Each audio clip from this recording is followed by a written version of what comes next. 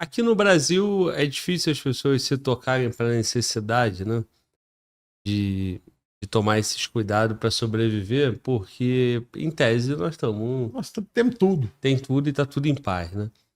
Agora, quando tu vê um país igual a Venezuela, né, aqui do lado, né? Que não, o Brasil é gigante, né? E rica. Lá do lado, né? E rica em recurso, né, E rica. natural, né, em petróleo.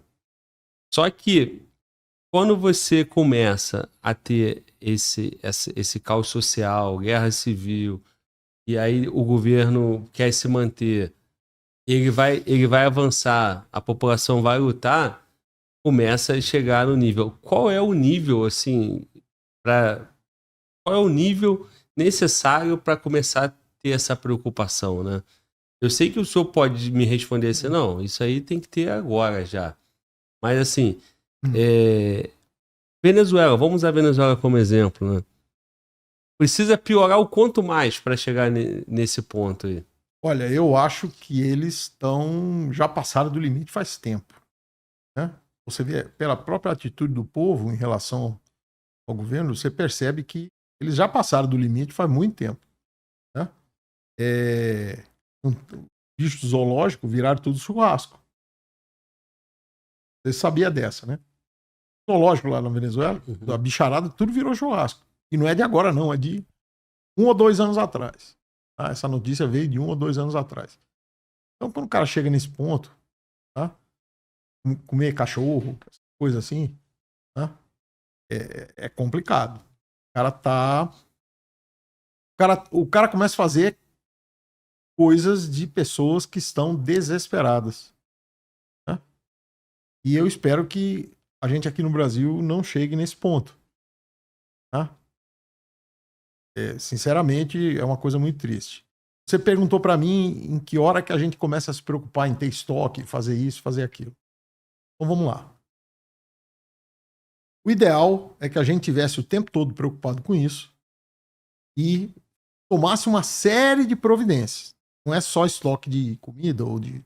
Perdão. É estar prevenido. Então, eu sempre começo, quando eu estou dando alguma aula, alguma palestra sobre o assunto, estou falando, eu pergunto para a pessoa, eu falo assim, você tem agora com você, na sua bolsa, na sua pochete, na sua mala, no seu carro, você tem uma lanterna? Você tem um canivete? Você tem um isqueiro? Só esses 3. Quiser aprofundar mais, você tem uma garrafa d'água no seu carro? Uma garrafa de água mineral guardada lá? Você tem um pacote de bolacha? Entendeu? Então, assim... Pô, pra que o cara vai ter isso no carro? Porque você vai parar num congestionamento e teu filho tá ali dentro do carro e vai falar que tá com fome. Ou tua mulher vai virar e vai falar que tá com sede. Ou você mesmo tá com sede, tá com fome. Você tem que fazer alguma coisa. Você não pode ficar esperando alguém fazer por você. Então essa é uma preocupação inicial. Aí a coisa vai agravando. Tá? Agravando em que sentido? Você pode estar numa área sujeita a ventos fortes, a tempestades. Por exemplo, Florianópolis. Florianópolis não, Santa Catarina. Santa Catarina tem a melhor infraestrutura de defesa civil que eu já vi. Pode ser que tenha em outro lugar, mas que eu já vi, que eu acompanhei, na época que eu trabalhava com esse assunto no Exército, a melhor infraestrutura era Santa Catarina, tanto que nós fizemos um exercício lá por causa disso. Mas lá toda hora tem enchente, tem isso, tem aquilo, tem vento. Então você mora numa área dessa, como é que você não vai se prevenir com nada? Teve um bairro de São Paulo, eu falei isso num vídeo meu também. Meu filho brigou porque eu falei 2 vezes, né? Quando eu terminei a segunda, ele, pô, pai, você falou esse negócio de novo? Então ele vai brigar de novo, que eu vou falar a 3ª vez. Tem um bairro do interior de São Paulo que era próximo, uma cidade, e nessa cidade tinha uma fábrica de produto de limpeza.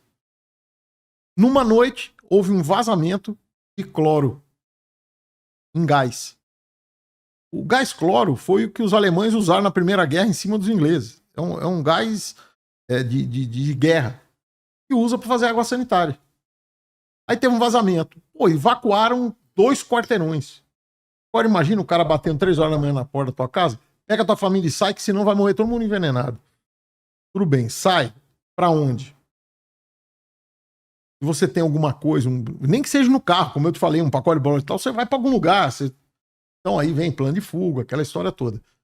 Então não é, não, vou me preparar para o fim do mundo. Você até pode se preparar para o fim do mundo, fazer um bunker e tal, não sei o quê. Mas o principal é você estar prevenido. É tipo assim, faça a sua parte, tá? Que Papai do Céu faz o resto. Você tem que fazer a tua parte. Para cuidar da tua família, para cuidar de você. Então você vai aumentando a sua preparação à medida em que a situação vai se agravando. Então você tem que estar atento ao que está acontecendo em volta. Nós estamos em guerra no Brasil hoje? Não. E no Rio? Está em guerra?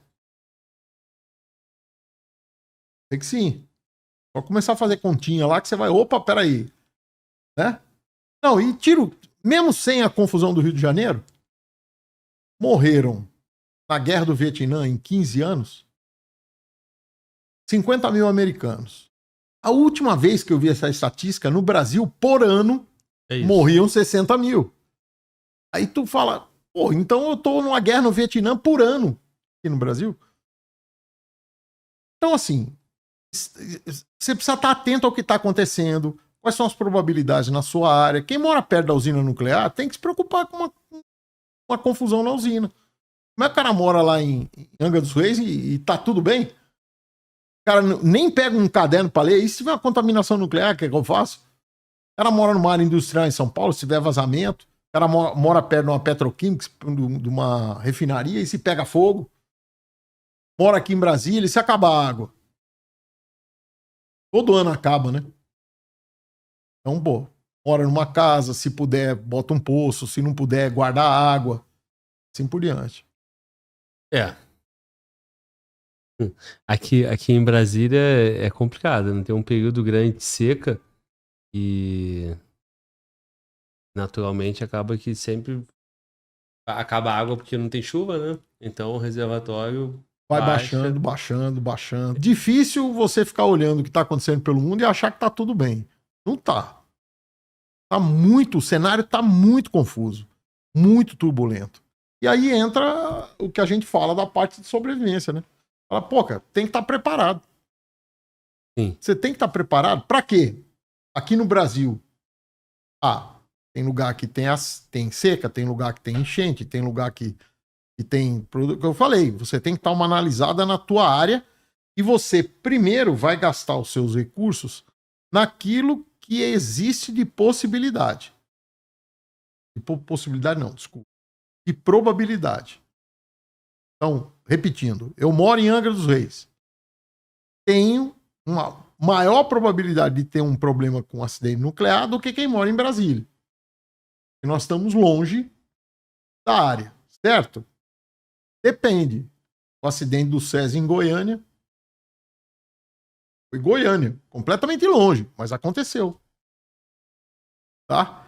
Se você não tem a mínima noção do que é uma contaminação nuclear, você pode se arriscar de graça, sem necessidade. E aí eu vou falar, você vai construir uma casa, tá? Você vai construir uma casa e colocar um telhado frágil? Ou vai construir uma casa numa área rural e não vai botar uma cerca, não vai botar uma iluminação, 2, 3 cachorros em volta da casa? Tá? Então, assim, se prevenir contra aquilo que é a sua probabilidade de problema. E depois, você vai vendo as outras possibilidades. Pode acontecer isso? Pode. Pode acontecer isso? Pode acontecer isso? Tal. Então, e aí você gasta dinheiro numa forma crescente. Então, por exemplo, hoje eu moro num condomínio fechado. Já fiz uma série de testes de segurança na minha casa. Pô, onde é que é o ponto mais vulnerável? Em tal lugar. Porra, aquilo ali eu preciso fazer alguma coisa, bicho. Aquele muro tá muito vulnerável. Você vai lá e bota uns preguinhos virados para cima no muro. Tá? Nome técnico, ofendículo. Olha que nome feio. Mas os ofendículos é o que você bota em cima do muro. É os antigos cacos de vidro, né?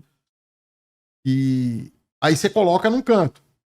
Mas você poderia colocar no muro inteiro da casa? Poderia, mas o resto não tá vulnerável. Então você coloca num cantinho só. gasta dinheiro ali. E do outro lado, não, do outro lado ali eu tenho 2 cachorros, um pastor alemão e um vira-lata com cara de pitbull. Pronto, pra mim tá bom, eles resolvem o problema. Aí eu não preciso ter 10 cachorros, eu tenho 2. Pô, mas aí eu tenho que ter ração pro cachorro. Cara, aconteceu um negócio muito engraçado. Eu sempre, há muito tempo, me ligo nesse troço de estar preparado e tal. Quando teve a greve dos caminhoneiros, eu estava em Manaus. Quando teve a greve, eu sabia que eu tinha comida em casa por um bom tempo. Tá? E um estoque bom ali de preparação. Não só comida, como material de primeiros socorros, remédio de uso contínuo para 2 meses, uma série de coisas ali, material de higiene, material de limpeza, a gente sempre tem um estoquezinho ali. Eu falei, tô tranquilo. Aí eu liguei para minha esposa e falei para ela assim, como é que você tá de combustível? Ela falou, não, eu consegui encher o tanque ontem. Eu falei, tudo bem. Como meu filho estudava no plano, eu falei, então você vai levando ele no cursinho normalmente, na escola, e sempre tenta abastecer o carro. O dia que você não conseguir mais abastecer, você vai gastar o combustível até 1/4 de tanque. Quando tiver 1/4 de tanque, você para e fica em casa. Por quê? Na minha cabeça, 1/4 de tanque dava para ela ir e voltar 3 vezes pro plano. Então, qualquer emergência, um hospital, ela conseguia ir e voltar, ir e voltar. Ir e voltar. Era uma boa segurança para ela. Falei, então você vai usando combustível, mas abastece. Quando chegar num quarto, você para. Então foi a primeira coisa que eu aprendi na greve dos caminhoneiros. Cara, eu tenho que ter um estoque de combustível em casa. Uma emergência dessa. Não dá para ficar dependendo da boa vontade dos caras. Aí outra, ração para cachorro. Ela falou, mas a ração do cachorro tá acabando. Eu falei, caraca. Eu longe de casa, a segurança da casa é 2 cachorros. E acaba a comida do cachorro? E eu passei, não. Compro sempre 2 sacos de ração. Um é por mês. Quando acaba, eu começo a usar o outro, aí compro o outro e assim por diante. Então, assim, é tirar aprendizado das coisas que vão acontecendo com você. Tá? Você tem que tirar aprendizado. Saiu na rua, pô, precisou cortar um negócio ali e não tinha um canivete. Pô, compra um canivete. Eu fui numa boate uma vez, a gente tava numa festa da minha turma de coronel, lá numa boate, e o cara, aquelas mesas que não são presas, aquelas mesas redondas de madeira, que não é preso no negócio. Daqui a pouco virou a mesa. Pô, como é que é acender a luz na boate? Eu sacão a lanterninha assim, virei o herói nacional ali na hora. Pô, bobeira, porque eu tava com a lanterninha no chaveiro. Então, assim, esteja preparado, desde as coisas mais simples até as coisas mais complicadas. Se você não começar, não chega nunca. Essa da lanterna hoje é o celular, né? Só que o celular acaba a bateria. Exatamente. Não. O celular acaba a bateria. O celular acaba a bateria. Já me deixou na mão hoje. Quase que eu não chego aqui. Entendeu? Esse danado desse troço que a gente fica dependente, tá? Eu brinco, né? Meu filho, pai, como é que seu celular velho ainda funciona? Eu falo, pô, vai ver que é porque eu uso ele só pra telefonar, pô. Aí ele ficou brabo. E a bateria dura. Porque dá pra fazer um monte de coisa com o celular, né? Eu uso pra telefonar, pô. Então aí ele funciona. É telefone, né? Telefona. Tá?